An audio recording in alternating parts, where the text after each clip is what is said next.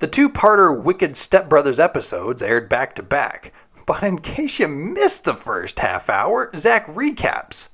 Basically, tired of getting blackmailed, the boys try to snap a picture of Eric driving Mr. Belding's new car during a date with Lisa. Instead of dropping her home, Eric has Lisa drive. Screech takes a picture, the flash blinds Lisa, and that brick wall, well, it gets obliterated. Or did it?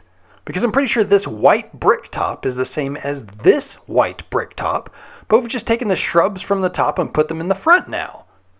Oh, you need a car crash? Just throw some effing shrubs in front!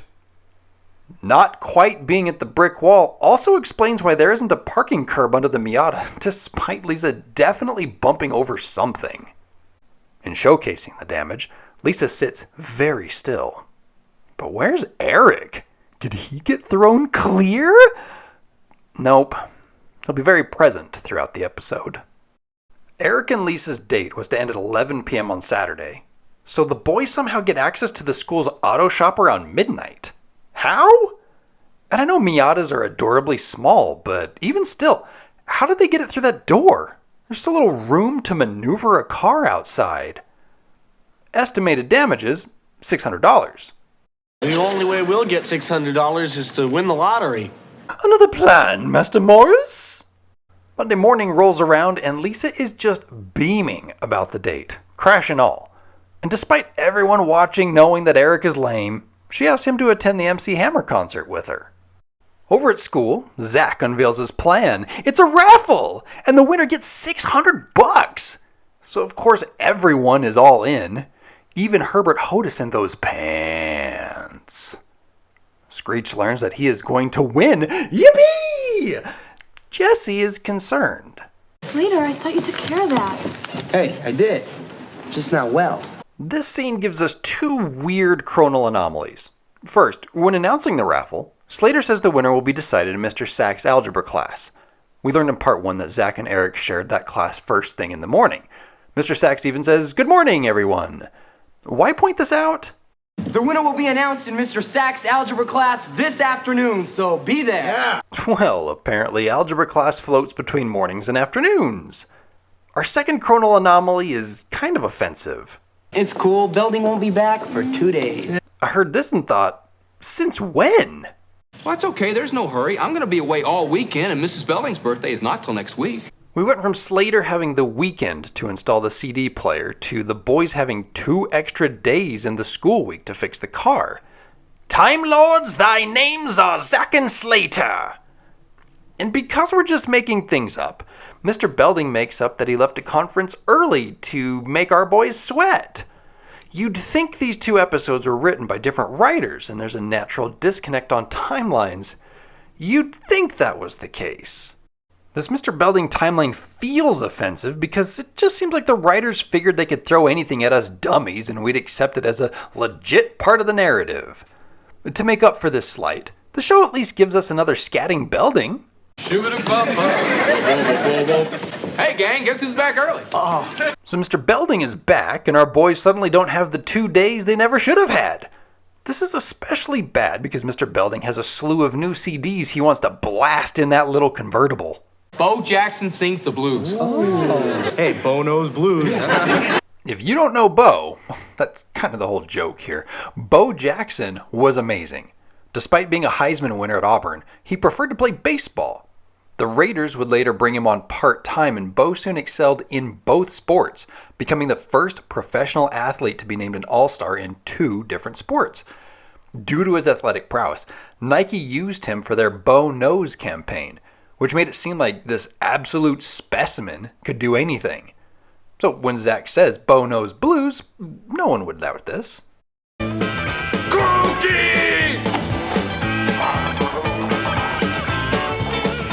Bo knows cookies. If you haven't seen the highlights from Bo's storied yet all too short sports career, I highly recommend that you do so. And for the sake of being a completionist, I feel like I have to tell you that there is no Bo Jackson Sings the Blues album. There was, however, a blues singer named Bo Weevil Jackson, but I don't think Mr. Belding was jonesing to blast this on the California coastline. On a papaya, long way from home. Papaya, long way from mine. To buy some time, the boys explain that the German CD player needs some adapter parts to fit in the Japanese car. And this fun scene calls back to some pre-established Saved by the Bell lore. We had to order a Geheimdorfen Flaggen. Right, to hook up with a Yama Sushi Yakitori, Spiegelleaker. Right. That way we'll avoid static in the Dingelhoffenfarben. Sounds complicated. Don't worry about it, sir. We'll have it ready before you can even say Farfenugans. How is this a callback exactly? Well, Zach's contribution sounds Japanese-ish. The Yama Sushi Yakitori. You may recall in the Blind Dates episode that Zach may know enough Japanese to sell the school to Japan, as he earned a detention for the attempt. Slater gets the more Germanic words. We had to order a Geheimdorfen Flaggen. That way we'll avoid static in the Dingelhoffenfarben. Don't worry about it, sir. We'll have it ready before you can even say Farfenugans. You may recall that Slater's family was stationed in Germany, and he even left a girlfriend back there, who shows up in a later episode. So, how will this lottery work? Well, every week Mr. Sachs pulls a random algebra problem from the blue box and wows his students by solving it on the chalkboard. Each ticket has a unique number. Once Mr. Sachs reveals the 5-numbered solution, the students can look at the last 5 digits on their tickets to see who wins. But if the drawing is random, how is Screech guaranteed to win? By pushing, not pulling, the fire alarm. And where the F did that fire alarm come from? It wasn't there last episode. Regardless, this distraction allows Screech to switch out the boxes, with the new one having algebra solutions that match Screech's ticket. And can we just take a moment here to appreciate Screech's classic comedy beats?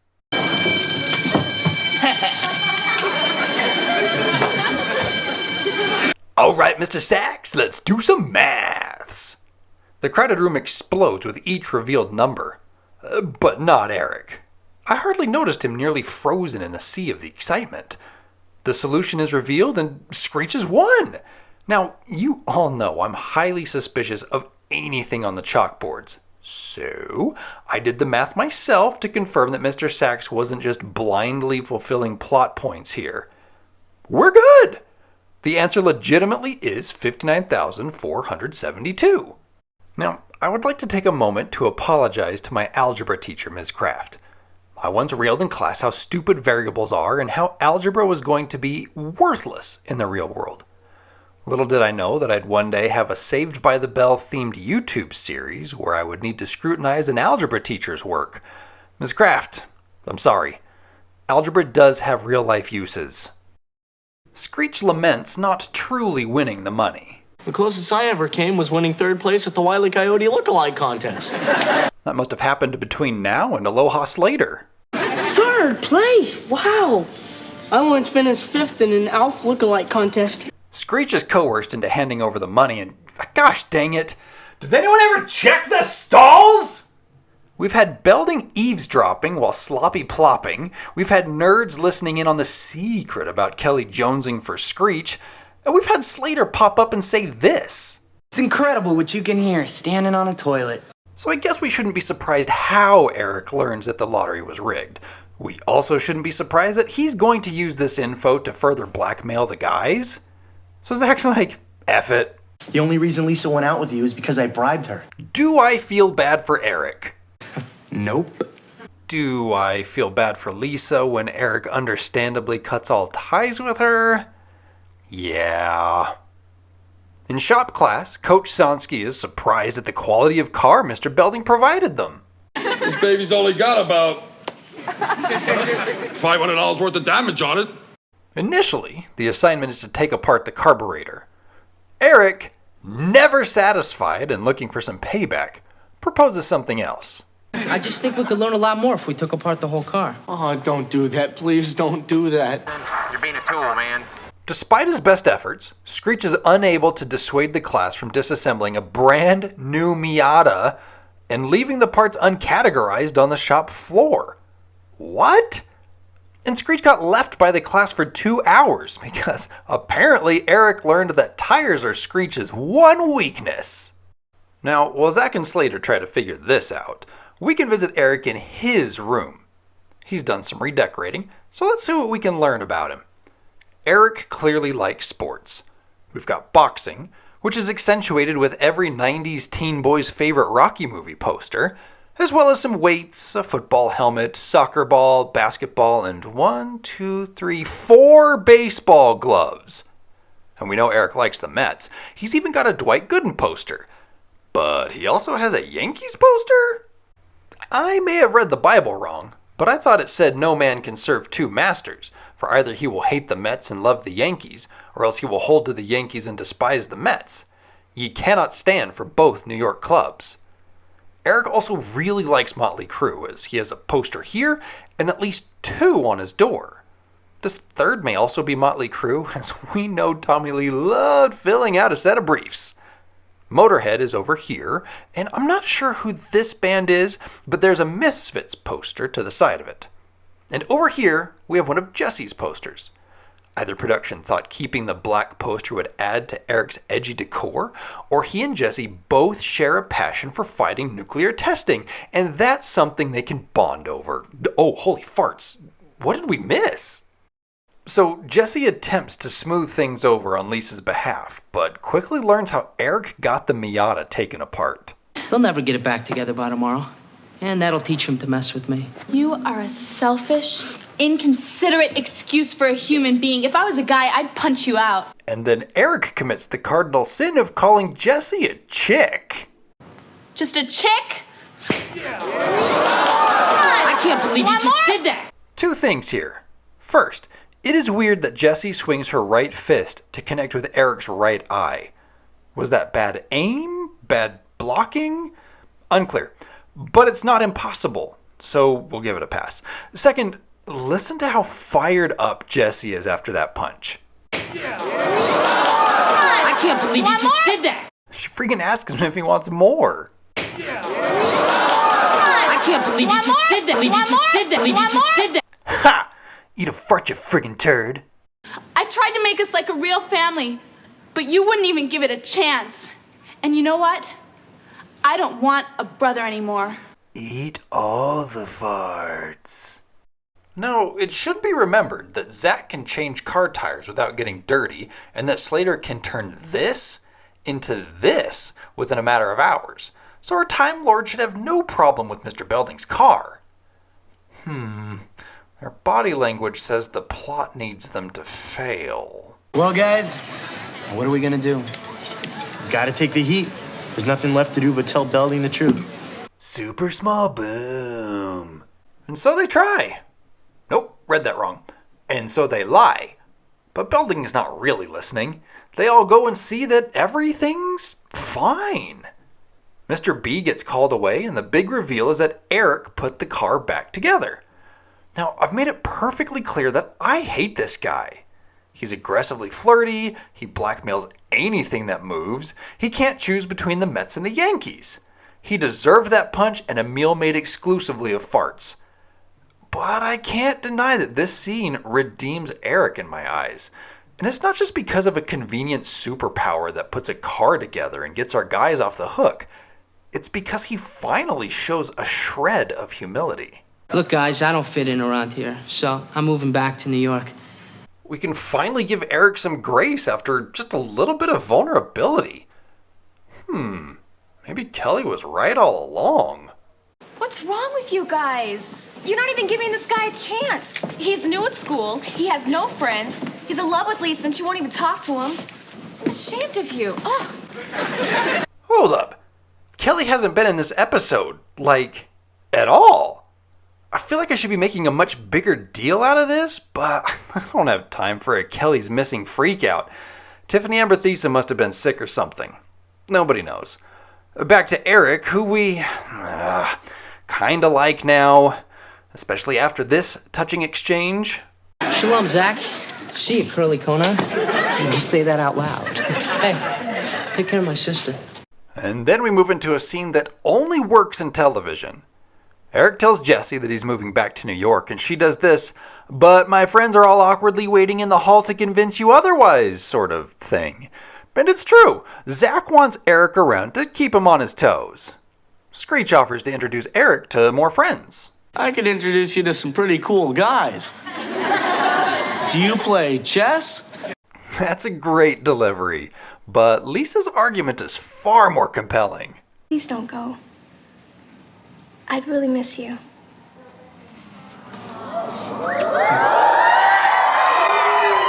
But then she just leaves without hearing his answer. They all do. Jessie asks Eric to stay and he agrees, yet we never, ever see him again. Now, before the conspiracy theorists jump in with the Zack kills every new guest star schlock, I'd like to preemptively throw this out there. Okay, I'll hang around for a while. Eric didn't commit to sticking around forever, so it's possible he still felt like an outsider and eventually moved back to New York anyway.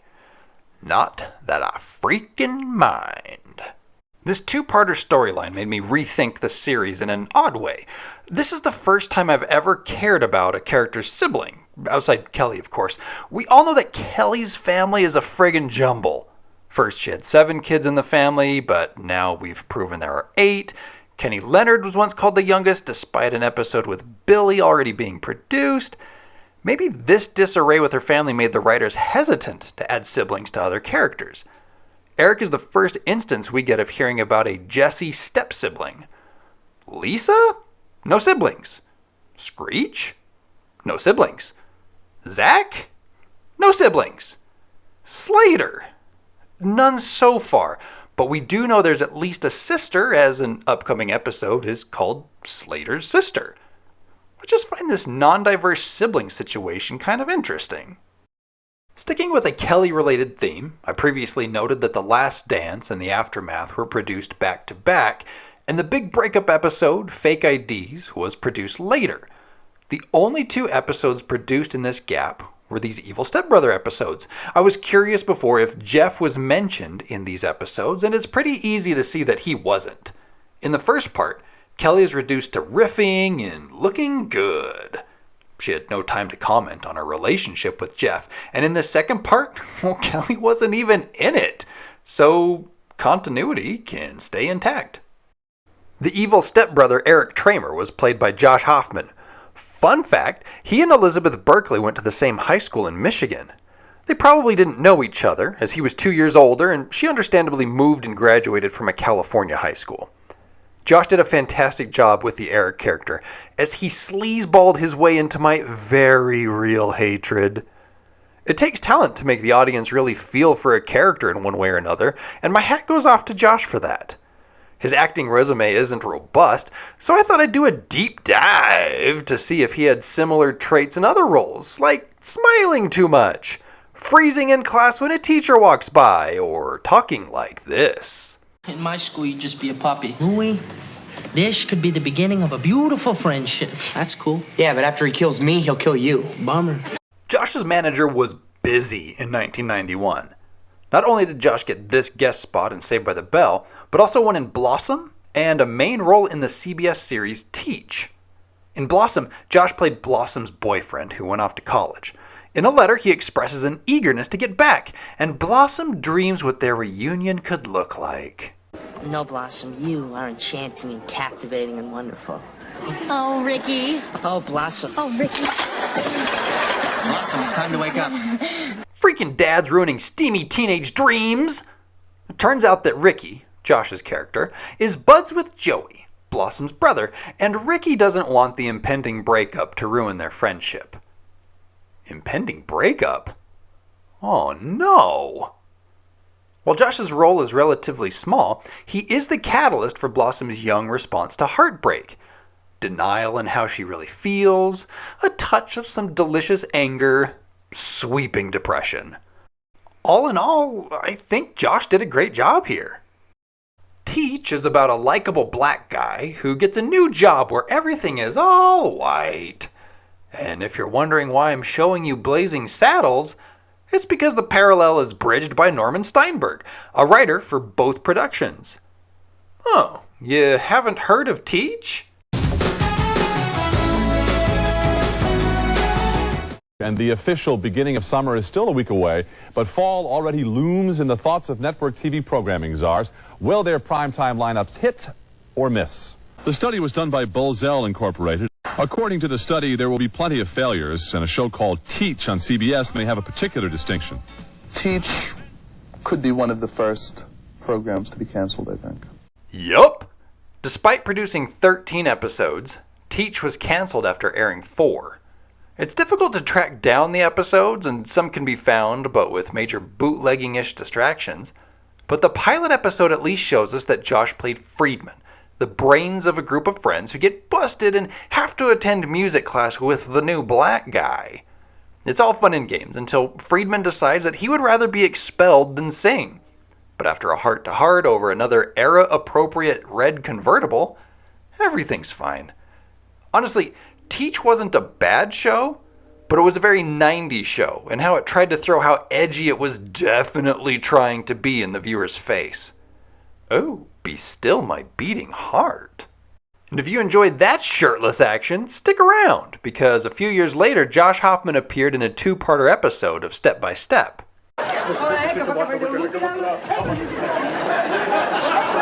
What's all this crap about us going to Hawaii? That's right. The family wins a trip to Hawaii, but Dana just wants to study. And that's where Josh comes in. Thank you very much. Josh plays Brian, and Dana initially thinks he's just some low-life beach bum. But then he whips out that phone and takes her to a fancy lunch, and she learns that he's a tech bro worth $38 million. Now, I loved getting to spend some time in the step-by-step universe, but watching it through the Josh Hoffman lens upset me just a little.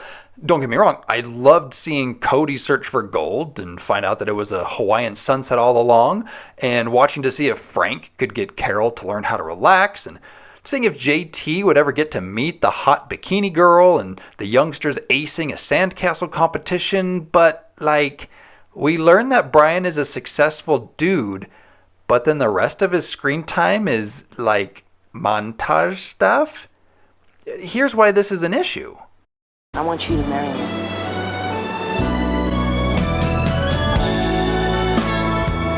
Yeah, but we don't actually get to see the basis for this proposal.